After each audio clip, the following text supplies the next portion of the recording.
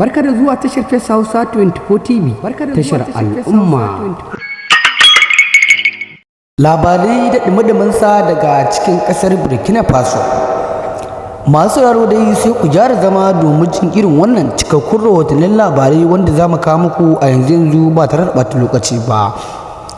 A dangane da wasu makamai da kuma ko in ce 'yan fashi wanda sojojin ƙasar Burkina Faso suka riga suka yi attara da kama su a yanzu wanda za mu kawo maka bidiyon ba tare da ɓata lokaci ba.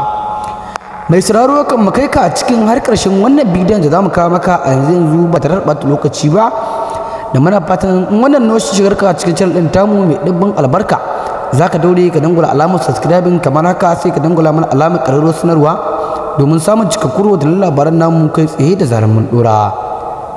Ga dai cikakken rahoton sai ka tsaya ka saurari irin al'amuran da ke faruwa. Ga shi ka saurara.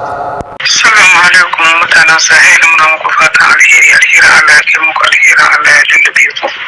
So yan wa'in ne sai ga wani labari na mai kai yanzu nan Peter Bayo wallahi yawa labari ya same mu sanin kanku ne cewa kwadewa ana na amfani to shi ana sanarwa tara cewa da ado ya ta doke ma mutane hankali duk kowa hankalin shi kan sai dubara ya turo mutane saboda su zo su kawo tashin hankali a Burkina Faso. Mai Allah mai kowa mai komi bai bashi sa'a ba. Kaftan Ibrahim Traore ya samu mutanen da aka turo ya kama su, wasu kuma sun ruga wanda suka ruga da gudun sun kashe kansu saboda akwai wani alkawari tsakanin su da ado ko su ce su hambare ikon Ibrahim Ouattara ko kuma su kashe kansu.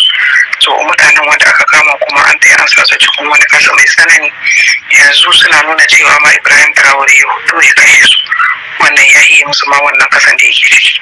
To yan Burkina gaba ɗansu sun yi tsaye-tsayen daga suka ce rai na Allah ne, amma su kuma sun yi alƙawarin cewa sai dai a ɗauki ransu sannan za a kai da Ibrahim Traore.